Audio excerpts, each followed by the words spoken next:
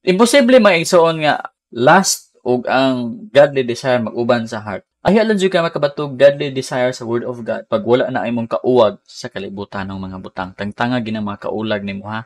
Tangtanga. Pastor, unsay sign nga ikaw naa sa kaulag sa kalibutanon nga mga butang? Unang-una mga igsoon, love kay nimong money.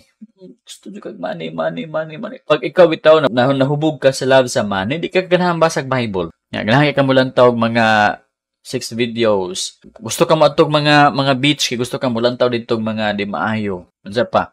Gusto ka mangurakot. Pag naa ka na nga feeling, ana nga moment, ikaw naa sa kaulag aning kalibutan. Now, tangtanga ka na aron nga ikaw makabaton og fresh nga heart o mo desire na ka sa pulong sa Ginoo. Be, mangutana sa day ko sa inyo ha, be. Gabasa ba ka mag-Bible kagabi eh? Gabasa ba ka mag-Bible ganing ha? Kung wala ka kabasag Bible gabi, wala ka kabasag Bible ganihan, wala ka kabasag Bible tong isang adlaw hangtod karon, o ba jud ka kabasa sa Bible? Uy, it is a sign of immaturity. It is a sign nga imo kasing-kasing na puno sa kalibutanong kaibog, garbo, sa badiha.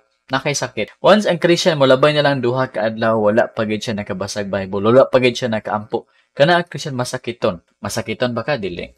Masakiton ba ka kasing-kasing dili? Antaw nga masakit na bitaw, di ganahan mo kaon. Kaon na ba? Di ko, ako'y gana. Kaon na ba? Ako'y gana sakit ya kung di ko na mo kaon. Di ba?